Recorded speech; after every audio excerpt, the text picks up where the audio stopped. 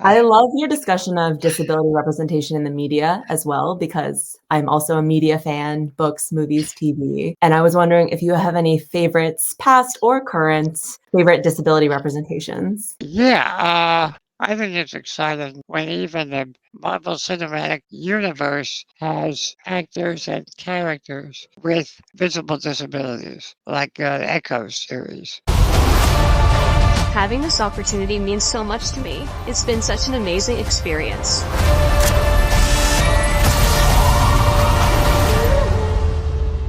You know, it's all fantasy, but why not include people of all types? And then there's still plenty of bad examples where a disabled character played by a non-disabled actor and they just get it wrong, you know. I will have a show like Oprah. I will be the host of Everyday Christmas. Give Audie a wish list.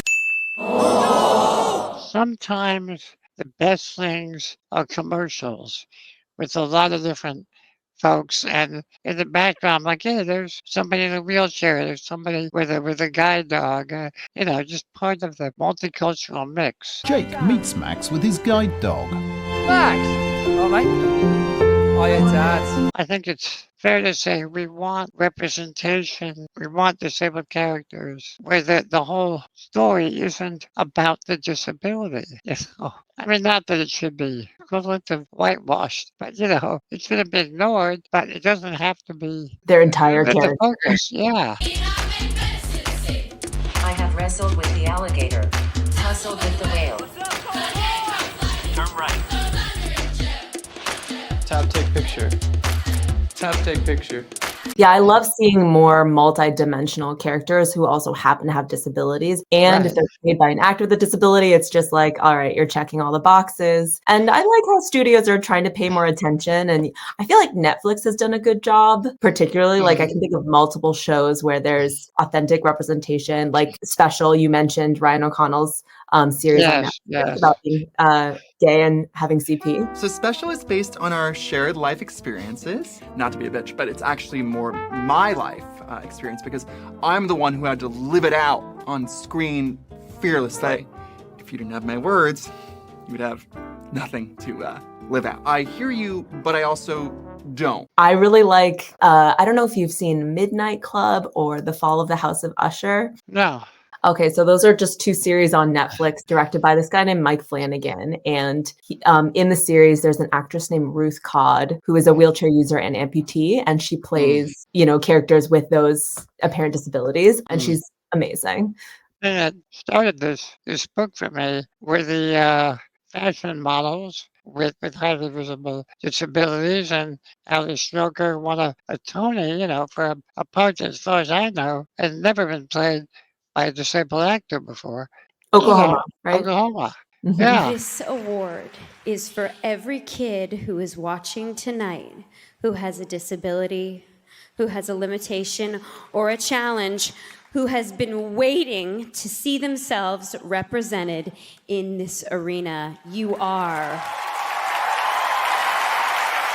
You know, as I say, I'm old enough to remember uh, a time, you know, when that would have been unthinkable. And that's when I knew, when I wasn't paying attention, everything had changed. And I wanted to connect the dots, as it were, understand what was happening and how we got to this point.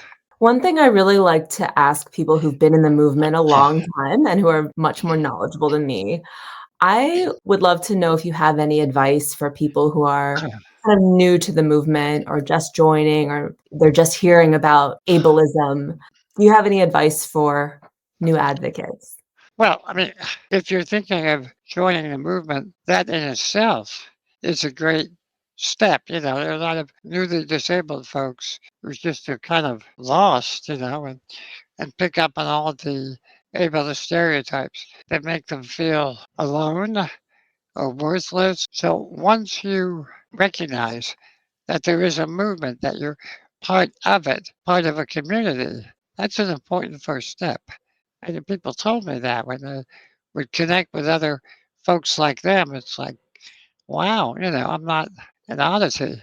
Yeah, it's good to read up and listen to other folks, maybe folks with more experience, but it's also good to speak out and to connect. In my experience, disability community can be pretty friendly, to Absolutely. other They're an groups who inclusive wanna, group. you know, and that can be valuable. Absolutely. There's so much You power know, in connections and creating there community. is, and it helps you feel better about yourself. When I talk about disability pride, I think that comes largely from a sense of connection. We hate the word inspirational, but little secret, I think, is that disabled folks, we do inspire one another. At least I feel that way.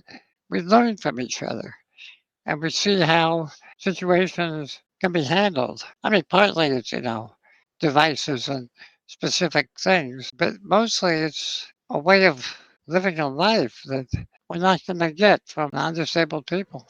Sorry, but I think it's true. Absolutely. And it certainly should be, where the disability movement embraces our differences and it allows people who maybe seem different or think they're different from each other to find some common ground and connection. I feel like from an academic medicine standpoint, since I'm coming from, a school of medicine, I'm an assistant professor, there weren't too many pockets of community for people aligned with the disability advocacy movement. There was an undergrad student group and, there's student disability services, which is more for like accommodations. It's not really like a network. But over the last year, things have started to pop up. We have like a disabled employees and allies employee resource group. We have like a disability inclusion task force. So I'm starting to see people coming together around this subject, which is very exciting. Now, I will say that there are, besides not being monolithic, there are, there are advocates and there are advocates, and different people have different priorities, I think, and it bothers me, but I see it all the time when some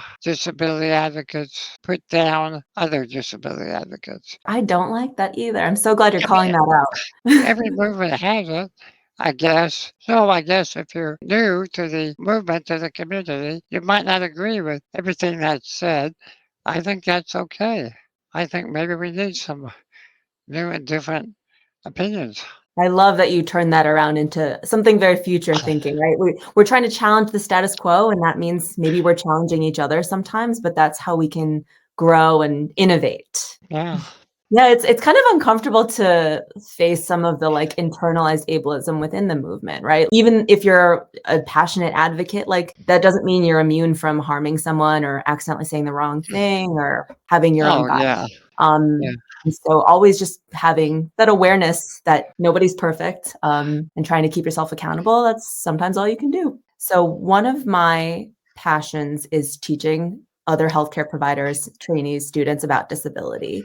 And I recently got a little bit of grant funding to create like a formal curriculum for faculty, like healthcare providers in my department, physical medicine.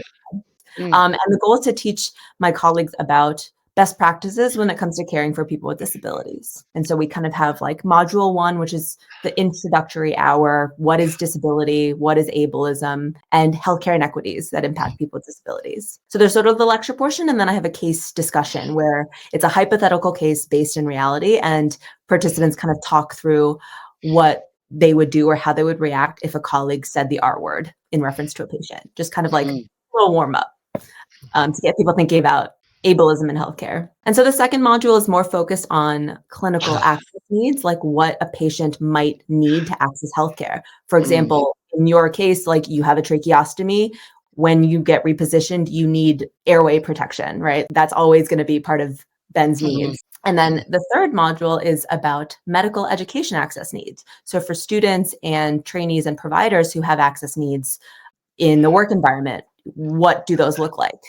And then finally, the last portion is sort of a live panel with people who have lived experience of disability. So I'm going to have like someone who's in healthcare, someone who's out in the community who does, screenwriting or something. And it'll be kind of like a chat. Sounds So it's good. Yeah. Exciting, yeah. Glad you're positive about it. I just wondered if you had any advice about teaching doctors or healthcare providers about disability. Like, what would you want to include, or what would you want me to drive home in these 4 hours? There's a lot, I guess. Well, I'm for sorry one to put thing, you on the spot. I'm on I the feel like I spot. should give you this in writing and you can give me a response back. And for one thing, disabilities do not represent a failure of medicine. I think there are some doctors who think that. But certainly, we have surveys to show the presumption of a low quality of life. If healthcare is rationed, we're less worthy of saving in an emergency. That's not good. There's so much that hospitals, clinics, I think now ask about living will, do not resuscitate orders.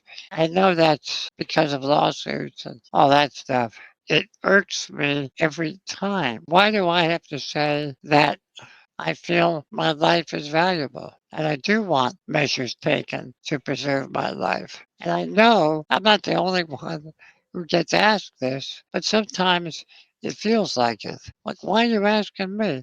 And it has happened in my Yeah, life. I wonder, I don't think I've ever seen a study that assesses that, but it'd be interesting to see if people with apparent disabilities got asked more about their advance directive versus people without disabilities or non-apparent disabilities. And Yeah. I think from a healthcare standpoint, it's important if someone comes into the hospital, you need to know their quote unquote code status, right? And for Yeah. most people, it's not DNR. For most people, it's full code, reverse the thing that's stopped someone from breathing or their heart beating. But I totally get how, underlying bias can put some extra undertones into that interaction where it's not necessary or helpful. If you want to hear more conversations like this, hit that like button and subscribe to Disability Clinic for more accessible and inclusive education. Until next time, thank you for watching, listening, and learning. I'm not sick, but I'm